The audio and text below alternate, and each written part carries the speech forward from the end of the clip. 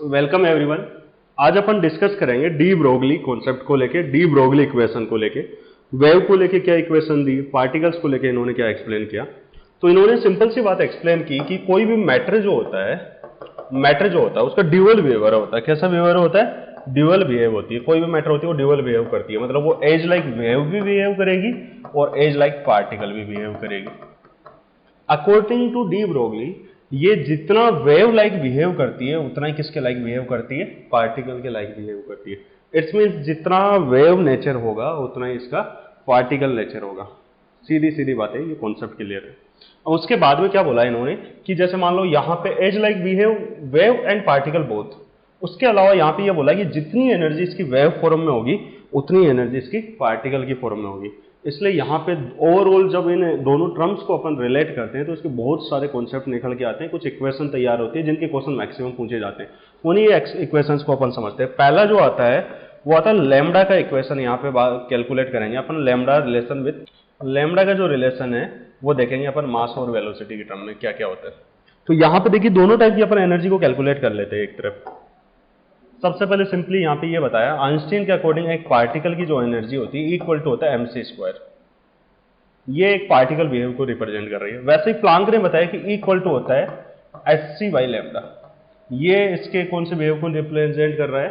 Wave nature को। अब दोनों बिहेव अगर इक्वली रिप्रेजेंट करेंगे तो दोनों एनर्जी भी इक्वल होनी चाहिए। और इस फॉर्म में अगर अपन इनको सोल्व करते हैं तो कुछ इस प्रकार होगा कि यहाँ पे इक्वल टू आपके पास आ गया mc², दूसरी फॉर्म में आ रहा है इक्वल टू hc/λ। इन दोनों को रिलेट करें अगर अपन mc² बराबर रखते हैं hc/λ, तो यहाँ पे जो आपका c आ रहा है ये स्क्वायर यहाँ से कैंसिल आउट हो जाएगा। तो लैम्डा इक्वल टू आ जाएगा आपका h/m और c।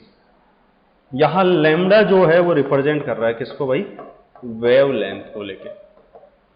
अगर मैं बात करूं h की तो वो है यहाँ पे प्लांक्स कांस्टेंट। क्या है? Planck constant. लैम्डा का वैल्यू यहाँ जो आएगा वो मीटर में कैलकुलेट करना होता है। m का मतलब होता है यहाँ पे मास, और मास आता है ऑलवेज केजी में। c का मीनिंग यहाँ पे वेव की अगर अपन बात करते हैं तो ये लिया जाता है स्पीड ऑफ लाइट से। लेकिन जैसा कि अपन बात कर रहे हैं यहाँ पे पार्टिकल्स की बात कर रहे हैं, तो ईच पार्टिकल्स की स्पीड ऐसा नेसेसरी नहीं है कि वो लाइट की स्पीड के इक्वल हो। अगर वो लाइट की स्पीड ना हो कि कुछ अलग स्पीड हो, डिफरेंट स्पीड हो, देन इसकी जगह अपन v यूज करेंगे तो बेटर जो रिलेशन इसका तैयार होता है वो कुछ इस प्रकार होता है। लैम्डा इक्वल टू होता है h/mv। ये अपने को रिलेशन ध्यान रखना है। यहां से न्यूमेरिकल स्टार्ट होते हैं। ये फर्स्ट रिलेशन अपना, ये हो गया आपका किसका? लैम्डा का रिलेशन मास एंड वेलोसिटी के टर्म में।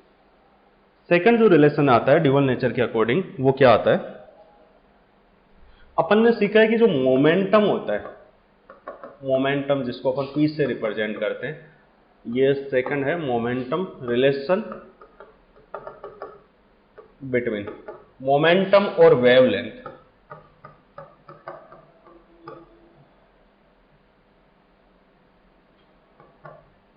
वेवलेंथ आपका लैम्डा से रिलेट करना सीखेंगे इसको। तो आपने ये सीखा है कि ये जो चेंज इन वेलोसिटी आता है due to respect in mass known as momentum. p equal to अपन जानते हैं क्या होता है? m.v होता है। मतलब वेलोसिटी में जो चेंजेज आता है मास के रेस्पेक्ट में उसको अपन मोमेंटम बोलते हैं। और यहाँ पे आपने ये सीखा था लास्ट वाले इक्वेशन में लैम्डा इक्वल टू होता है h/mv, और अपने को पता है कि m/v इक्वल टू होता है p। तो मैं लिखूंगा यहाँ लैम्डा इक्वल टू हो गया h/p। ये वाला रिलेशन यहाँ रहेगा। लैम्डा यहाँ वेवलेंथ को रिप्रेजेंट कर रहा है, h प्लांक कांस्टेंट को, और p रिप्रेजेंट करता है यहाँ मोमेंटम को। इसके बाद में नेक्स्ट वाला जो रिलेशन आता है बड़ा इंटरेस्टिंग रिलेशन है। नेक्स्ट है रिलेशन बिटवीन काइनेटिक एनर्जी और वेवलेंथ। तो काइनेटिक एनर्जी का रिलेशन क्या होता है? अपन ने सीखा है काइनेटिक एनर्जी होती है हाफ mv²। अब मैं इस 2 को इधर ले आऊं तो 2 टाइम काइनेटिक एनर्जी इक्वल होगी किसके? mv²। इस इक्वेशन को और बेटर डिराइव करने के लिए अपन क्या करेंगे? दोनों तरफ इसको m से मल्टीप्लाई कर देंगे। इधर भी m से मल्टीप्लाई करेंगे, इधर भी m से मल्टीप्लाई करेंगे। तो जैसे ही अपन इसको m से मल्टीप्लाई करेंगे यहां पे क्या आ जाएगा? 2 kEm इक्वल होगा m को m से मल्टीप्लाई किया m स्क्वायर हो गया, ये v स्क्वायर हो गया, तो 2 KEM इक्वल टू आ गया mv स्क्वायर। अब मुझे यहां से स्क्वायर अगर रिमूव करता हूं तो mv इक्वल टू आ गया आपके पास में √2 KEM। अब ये वाला रिलेशन अपन ने थोड़े टाइम पहले पढ़ा है, लैम्डा इक्वल टू होता है h upon mv, mv equal में ये लिख सकता हूँ √2 KEM, तो लैम्डा इक्वल टू अपन लिख देंगे h अपॉन √2 KEM। ये वाला कॉन्सेप्ट यहाँ काम करेंगे। That's clear. ये रहेगा अपना वेवलेंथ का रिलेशन किससे, काइनेटिक एनर्जी के साथ। उसके बाद में अपन नेक्स्ट बात करें तो काइनेटिक एनर्जी इक्वल टू आपने ये भी सीखा है, जो आपकी काइनेटिक एनर्जी होती है वो इक्वल होती है किसके, काइनेटिक एनर्जी इक्वल होती है भाई किसके, काइनेटिक एनर्जी जो होती है वो इक्वल होती है charge into potential difference Q dot V। इसको Q डॉट V से भी रिप्रेजेंट करते हैं, इसलिए मैं यहाँ पे जहां आपने काइनेटिक एनर्जी लिखा है इसको Q डॉट V से भी रिप्रेजेंट करूंगा, तो लैम्डा इक्वल टू हो जाएगा h अपॉन √2m ऐसे कैसे, ये आ गया QV। अब यहाँ पे क्या होता है कि इलेक्ट्रॉन को लेके आपके क्वेश्चंस पूछे जाते हैं ओनली केमिस्ट्री में, तो इलेक्ट्रॉन के लिए बाकी सारी कांस्टेंट वैल्यूज को अगर आप सोल्व करते हो तो ये जो वैल्यू आती है वो आती है √150 डिवाइडेड बाई, यहाँ पे आ जाएगा आपका केवल V मतलब यहाँ पे V का वैल्यू जो लेंगे वो वोल्ट में लेंगे, V मीन्स यहाँ पे लिया जा रहा है पोटेंशियल डिफरेंस से, और इसका जो लैम्डा निकल के आता है वो आता है एंगस्ट्रॉम में। अगर आप √150 का वैल्यू कैलकुलेट करते हो तो 12.24 होता है, डिवाइडेड बाई V यहाँ पे किस में ले लेंगे फिर से वोल्ट में, और ये वैल्यू भी एंगस्ट्रम में आएगी। तो ये दो टर्म्स अपने को ध्यान रखिए, एंगस्ट्रम में आएगी, बाकी सब किस में आ जाएगी, मीटर वगैरह में आ रही है, जो अपनी यूनिवर्सल ऐसा यूनिट्स होती है सब में कैलकुलेट करते हैं। ठीक है, ये 4 रिलेशन हो गए। इसके बाद में जो 5th रिलेशन है वो थोड़ा ज्यादा इंपॉर्टेंट है, उसी को लेकर अपने को माइंड रखना है। उसके बाद सभी के क्वेश्चन देखेंगे अपन एक साथ। 5th जो रिलेशन आता है अपना, नेक्स्ट जो रिलेशन आता है वो डेवलप होता है किस किस के बिटवीन, रिलेशन बिटवीन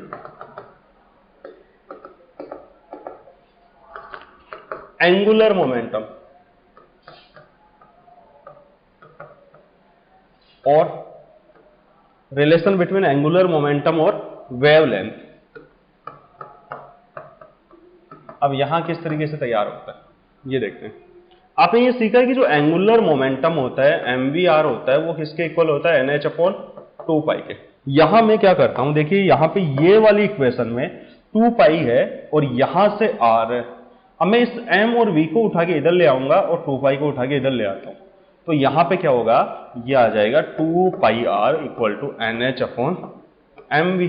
और अपन ने स्टार्टिंग में इक्वेशन में यही सीखा था कि जो आपका h अपॉन mv होता है, सॉरी h अपॉन mv जो होता है आपका ये वाला h अपॉन mv, दिस वाला, ये जो होता है आपका h अपॉन mv वो किसके इक्वल होता है, h अपॉन mv इक्वल होता है लैम्डा के। तो आप यहाँ पे याद रख लेना 2 पाई r इक्वल टू होता है n डॉट लैम्डा।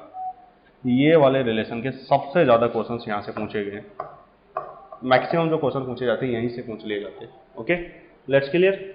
अब चलो एक एक एग्जांपल देख लेते हैं सभी के फटाफट फटाफट। तो सबसे पहले अपन ने जो पढ़ा था वहीं से क्वेश्चन स्टार्ट कर लेते हैं। जैसे a ball have mass 100 gram and speed 10 meter per second, then find out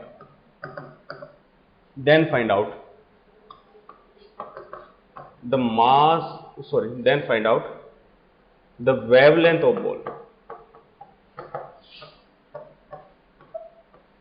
okay, ये आपका क्वेश्चन है। सबसे पहले अपने को वेवलेंथ का मास और वेलोसिटी से क्या रिलेशन था, ये होता है h अपॉन mv। तो यहाँ पे देखिए फटाफट आपके पास में h क्लियर है, h होता है आपका प्लांक कांस्टेंट 6.62 इंटू 10 की पावर -34 जूल डॉट सेकंड। वैसे यूनिट की कोई जरूरत नहीं पड़ेगी। यहाँ पे मास कितना दिया है, 100 दिया है ग्राम में, इसको केजी में कन्वर्ट करेंगे तो 10 की पावर -3 से मल्टीप्लाई इनटू यहाँ पे कितना दे रखा है, स्पीड 10 मीटर पर सेकंड। ये देखो 10 की पावर प्लस का 3 -3 यहाँ पे कैंसिल आउट हो जाएंगे, ये एक दूसरे को क्या कर देंगे, कैंसिल आउट कर देंगे, ये और ये बच गया एज इट इज। तो यही आपकी वेवलेंथ में कन्वर्ट हो जाएगा। लैम्डा इक्वल टू कितना आ जाएगा, 6.62 इंटू 10 की पावर -34। कुछ इस टाइप से क्वेश्चन आते हैं। क्लियर है। इसी क्वेश्चन को थोड़ा और इंटरेस्टिंग बनाने के लिए क्या करते हैं, कई बार यहाँ पे बात कर लेते हैं किसकी, प्रोटॉन की, इलेक्ट्रॉन्स की, इन सब की। तो यहाँ पे नेक्स्ट क्वेश्चन कर लेते हैं। If velocity of electron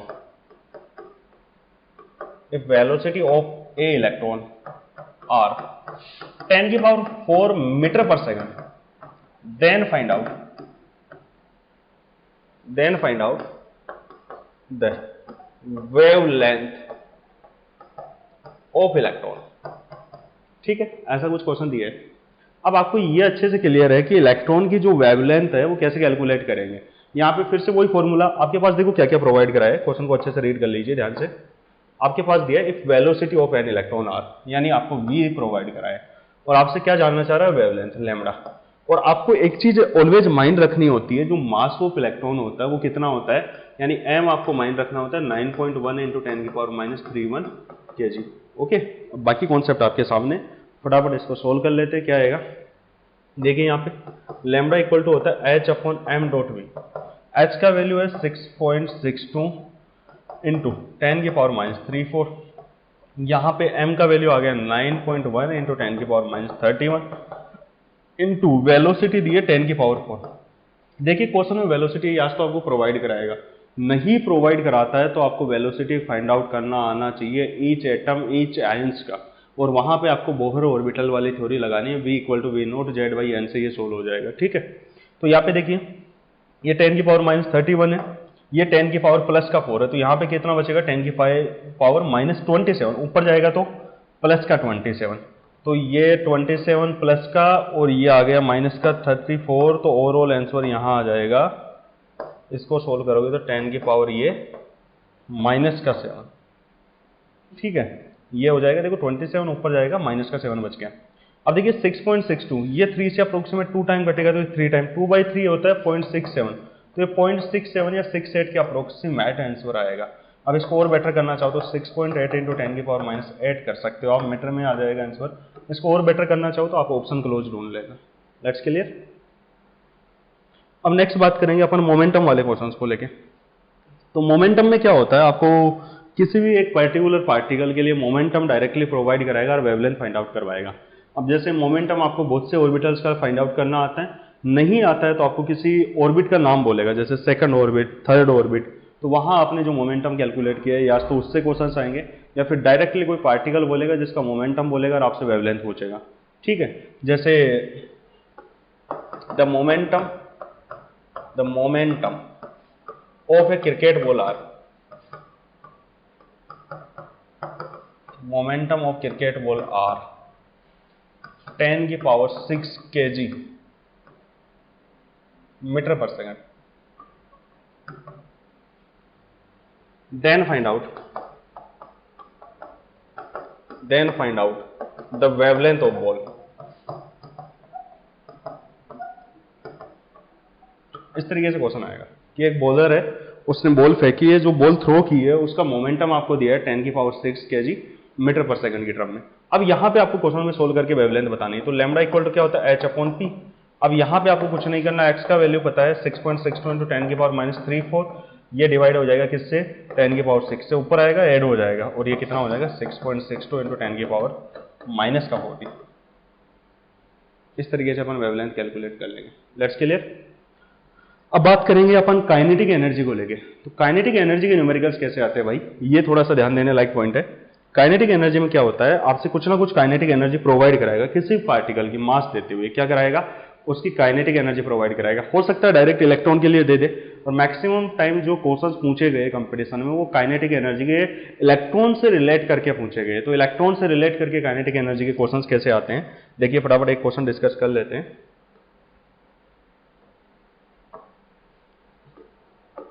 if an electron have kinetic energy,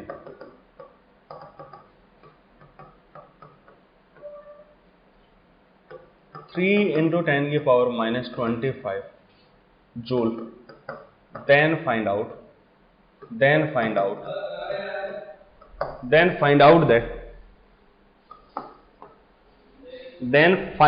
the wavelength of electron। क्या पूछेगा आपसे, वेवलेंथ ऑफ इलेक्ट्रॉन। इस तरीके से आपको क्वेश्चन प्रोवाइड कराएगा भाई। ठीक है बच्चों, क्वेश्चन को एक बार रीड करिए अच्छे से। क्या दिया आपको, if an electron have kinetic energy आपको प्रोवाइड कराई है। ठीक है, और आपसे क्या जानना चाह रहा है, वेवलेंथ, यानी लैम्डा कैलकुलेट करवाना चाह रहा है।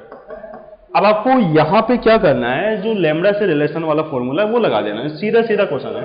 तो लैम्बडा इक्वल टू क्या होता है, h अपॉन रूट 2m के ई। अब देखिए लैम्बडा इक्वल टू h को h रहने दो, अभी 2 को 2, मास ऑफ इलेक्ट्रॉन होता है 9.1 इंटू 10 की पावर माइनस 31, और ये कितना दिया है भाई, देखिए 3 इंटू 10 की पावर माइनस 25। अब इसको आगे कैलकुलेट करते हैं, तो लैम्बडा इक्वल टू क्या आ गया, h का तो h रह गया, माइनस का 31 और माइनस का 25, ये हो गया माइनस का 10 की पावर 56 इंटू, देखो 3 से 9.1, 2 को मल्टीप्लाई करोगे 6 को 9.1 से, तो याद आएगा 54.6। अब इसका जो मान आएगा लैम्बडा इक्वल टू, ये देखो 7 का जो 49 का आता है 7, तो ये 7.4 के आसपास आएगा, तो ये आ गया 6.62 इंटू 10 की पावर माइनस 34, माइनस के 56 का रूट लोगे तो ये 10 की पावर आ गया माइनस का 28, और ये आ गया 7.4 या 3 के अप्रोक्सीमेट, कितना आ जाएगा 7.4 या 3। इसको कैलकुलेट कर लेंगे, ये वेवलेंथ दे देगा आपको। लेट्स क्लियर, ये आ गया आपका काइनेटिक एनर्जी से वेवलेंथ का रिलेशन। नेक्स्ट और कैसे क्वेश्चन पूछे जा सकते हैं, जैसे वोल्ट को लेके पोटेंशियल डिफरेंस को लेके क्या क्वेश्चन आ सकता है, देखिए ऐसे क्वेश्चन भी आ सकते हैं। If an electron accelerate from 0 volt to 5 volt, 0 volt to 5 volt, या 1.5 कर लो इसको,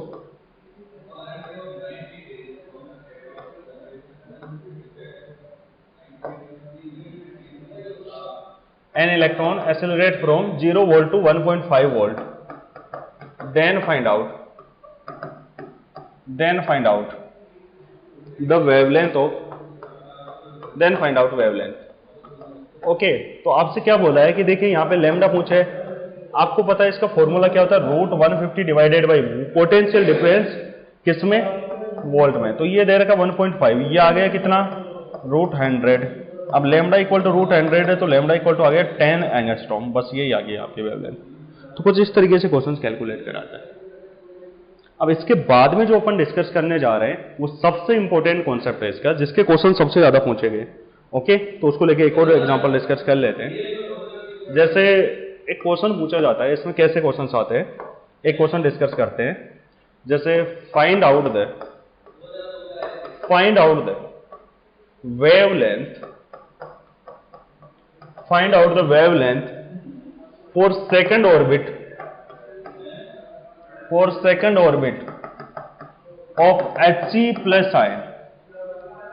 क्या बोला है आपसे, find out the wavelength for second orbit of Hg plus ion. ठीक है, let's keep 2 pi r equal to आया था n लैम्बडा, तो लैम्बडा इक्वल टू क्या आ गया था 2 पाई r बाई n। ठीक है, n इक्वल टू 2 दिया है आपको, तो लैम्बडा इक्वल टू कैलकुलेट करते हैं, 2 पाई का वैल्यू होता है 3.14, r का वैल्यू क्या होगा r नोट, यानी ये एंगस्ट्रम में आता है 0.53 इंटू n स्क्वायर मतलब 2 का स्क्वायर बाई z यानी आल्सो 2, और डिवाइडेड बाई n यानी 2 से डिवाइड। अब देखिए कहां कहां कट हो रहा है, कट कर देते हैं, 2 से 2 कट हो गया, 2 से 2 का स्क्वायर। अब इस 3.14 को मल्टीप्लाई करेंगे, 2 से इसको मल्टीप्लाई करते हो तो 1.06 आता है, इसको सोल्व करोगे तो 3.32 एंगस्ट्रॉम अप्रोक्सीमेट ये आ जाएगी आपकी वेवलेंथ। तो इस तरीके से क्वेश्चंस जो होते हैं आपके कैलकुलेट कराता है, क्या देता है आपको, वेव नंबर वगैरह से रिलेटेड क्वेश्चन आते हैं या वेवलेंथ से रिलेटेड क्वेश्चन आते हैं। इसके maximum question wavelength related. Okay, thank you very much.